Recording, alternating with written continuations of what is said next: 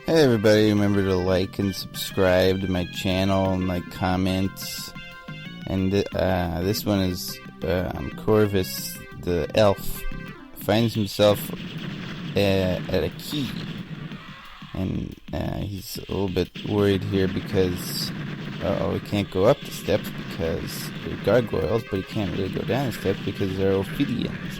And here I believe is the first appearance of Ophidians in the Stagnant Domain, which is the episode that we're currently being subjected to, that Corvus is being subjected to. And he's, I think you can get a kind of a good look at the sky here. You might think that it's just a recycled, well, maybe if he comes the heck outside for once. It might look like a recycled sky from the Dome of Despair episode, but that's incorrect because, as we know, Corvus was sent out of the known universe into the beyond the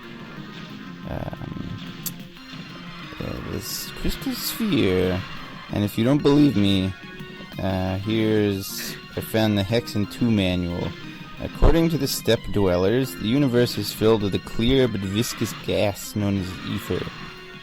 Holds the stars in place. Steppe Dwellers tell of a brilliant magician who, seeking to travel to distant worlds, fashioned a ship. When the ship was complete, he climbed aboard and sailed into the night. The journey proceeded smoothly for countless days, but then disaster struck. The ship's gossamer sails were torn in a great storm of ether. Unable to steer or otherwise control his craft, the helpless magician watched his ship glide past the brilliant stars he had hoped to visit. Closer and closer loomed the celestial sphere, and the darkness beyond. The magician watched it approach with a mixture of dread and fascination. Finally, the magical ship collided with the barrier. The vessel's silver prow punctured the crystal sphere and cracked it open, allowing a trio of demons from the darkness beyond to slip into our universe. And so there you have it.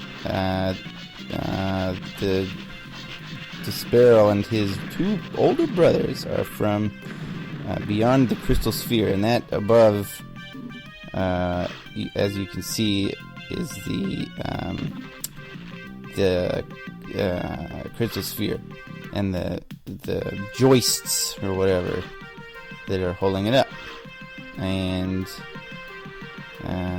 so we can kind of deduce all of this stuff because it said at the end of the ossuary episode that he was being sent to the very place where Despair was spawned, and if he was spawned outside of the crystal sphere, then bingo. I don't know why doesn't anyone believe me? That's where he is. He's beyond the crystal spheres in the darkness. But as you can see, he's in a place that's a little bit more, it's like man-made. Well, I say man-made, but made by parodies of men. Like, this Ironlit, for example, the two of them. Maybe they helped build this key. I don't see any boats in this key, that's all I'm saying. But so he's like, he started out in just a bunch of cliffs, a bunch of ochre cliffs, and he climbed over those, and then he went into the rapids. I suppose he zoomed down the other side of the mountain, the cliff, via rapid water, which isn't really stagnant. If there's one thing that I don't associate with stagnation, it's rapids. But the point is, he got past there, and at the bottom of the rapids, here he is at the key. A key which was built by, maybe not man, but by things that can think, thinking beings. And he has to, yes, so my theory is still unassailed, because he is being drawn closer and closer to, like, like a civilization style world. He started out in the wilderness. Now he's getting to sort of like a transportation hub here. I don't know where you live, but I doubt your local airport is like right in the middle of the dang city. So this is what a Quay is. It's like the airport of old. And I guess the point of all of that is he's getting closer. So there's no more wilderness. You'll notice. Maybe you won't notice. Maybe you don't care about the actual things that are happening in Heretic, and you just want to shoot little red monsters.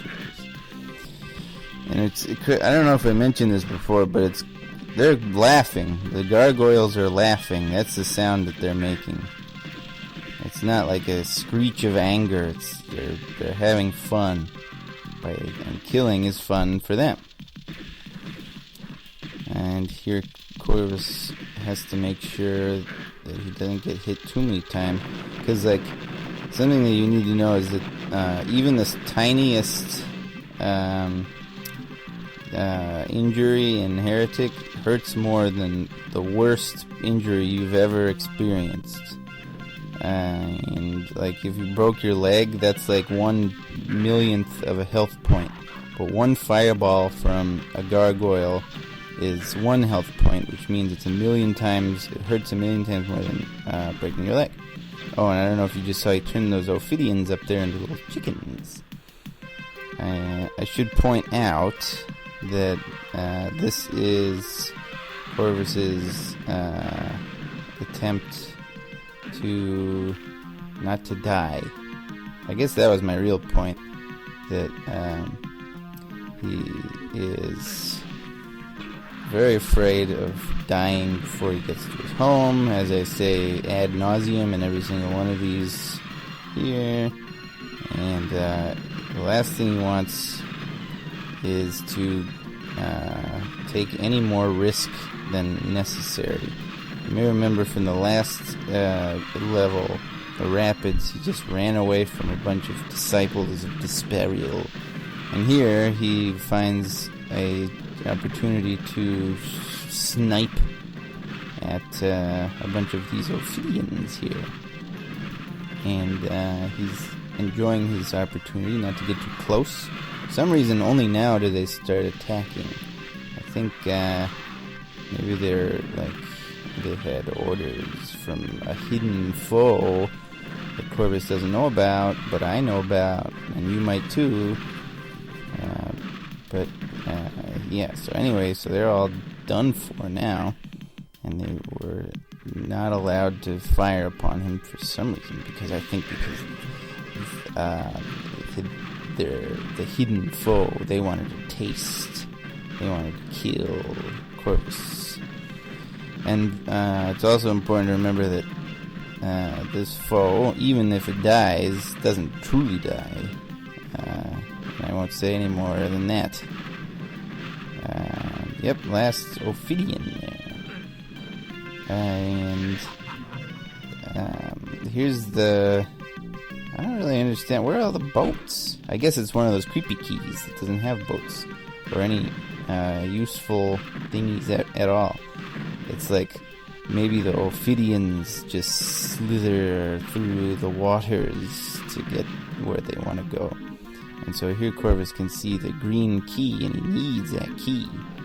And he's like, I wonder why the Ophidians... Oop, there we go, that's the reason. Because those 3 iron liches up there were like whispering to their inferiors. They said, don't you kill or shoot that elf, because we want to kill him. Sadly for them, this elf is desperate to live, so he's not gonna mess around with being valiant. He's just gonna fire some rainy hellstaff projectiles at them, and then one blows up, And he's wondering about the other ones. He's not sure. He can't see him behind the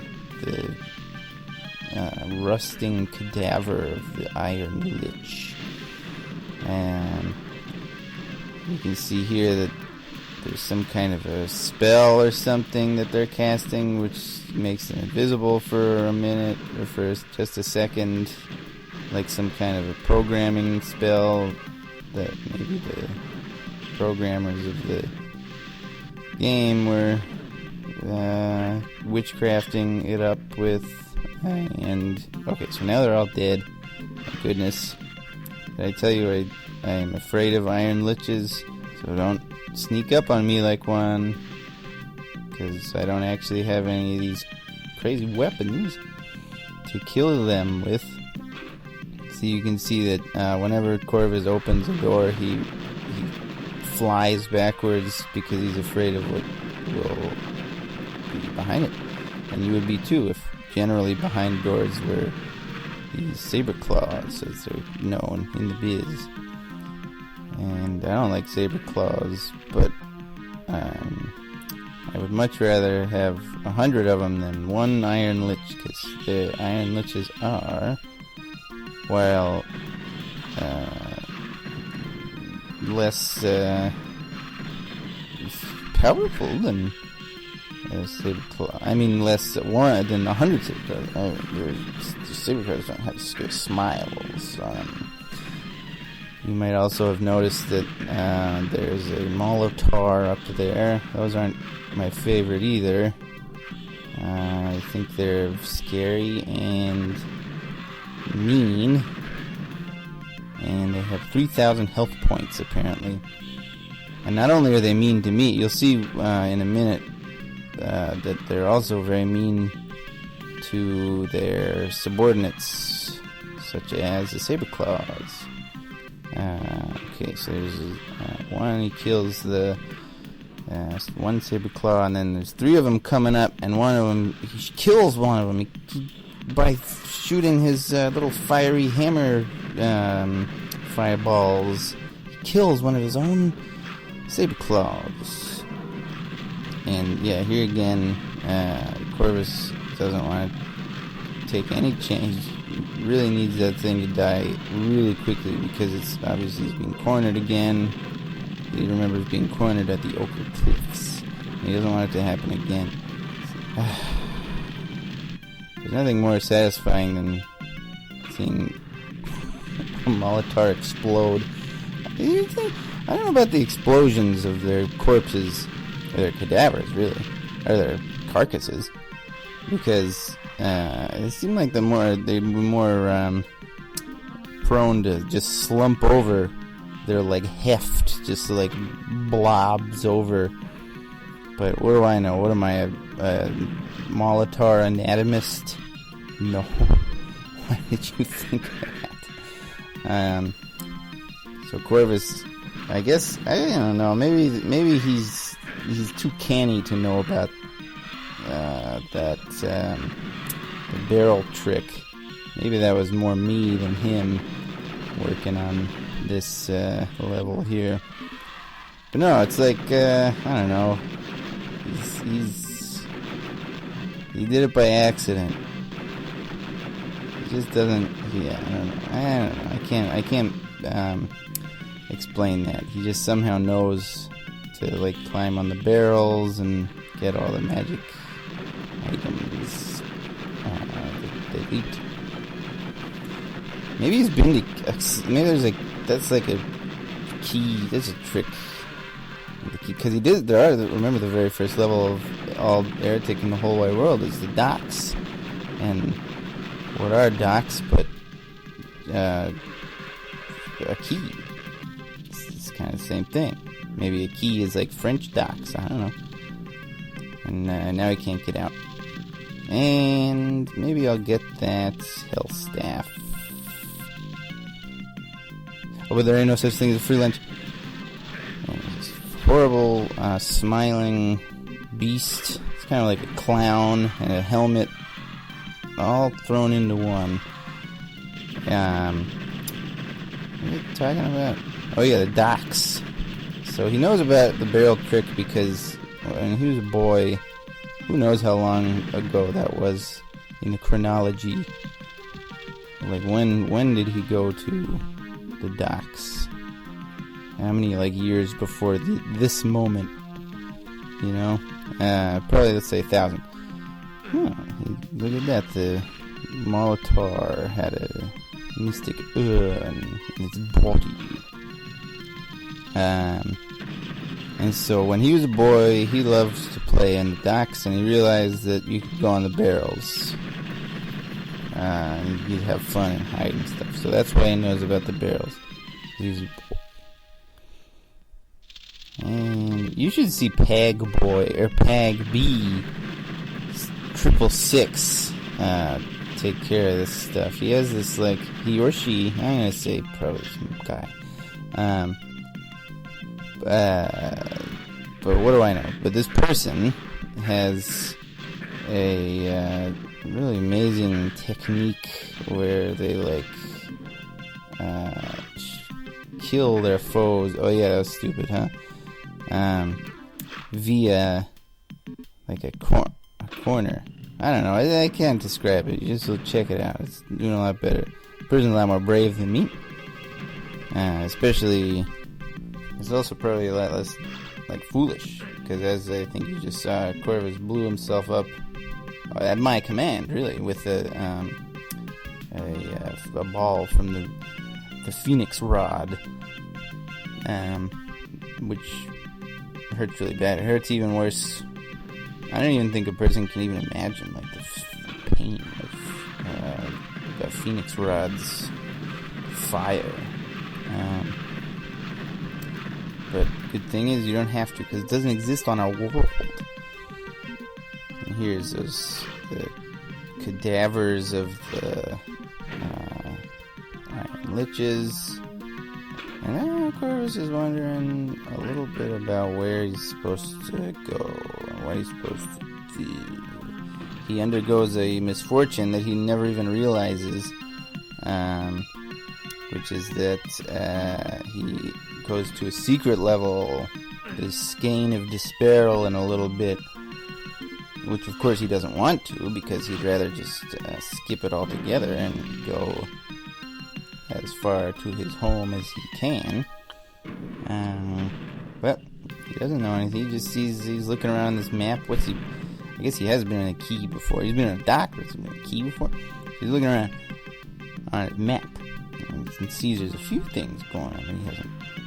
I don't know, he's like, maybe it's over there. Maybe that's where the thing is. He forgot about the blue door that he already saw. But if you recall, there's like a blue platform in the rapids level that he got on, and then bang, there's a bunch of disciples of Disparal after him. So he has reason not to be totally trusting of the blue door. It's not necessarily gonna be true, because after I look at that, I don't see any teleporter or a way out to get out of the. Oh yeah, but I do see a trap, a trick with a bunch of laughing gargoyles. So he's out of there. He knows a trap when he sees one, or at least he thinks he does. If only he had looked a little harder, he could have skipped a whole entire nightmare of the Dome of Disparal. I mean, the skein of Disparal. Too bad he missed it. So now he has to. He would have gone straight to the courtyard, I think. Not that there's any rush, you know what I'm saying? Get there, this place sucks. But he could have avoided all the nightmares in the skein of Disparal. But too bad. He's just trying his best. And he's like, oh, there you go. And he's like, well, what's next? Oh, great. The skein of Disparal. I'll show you where he was born.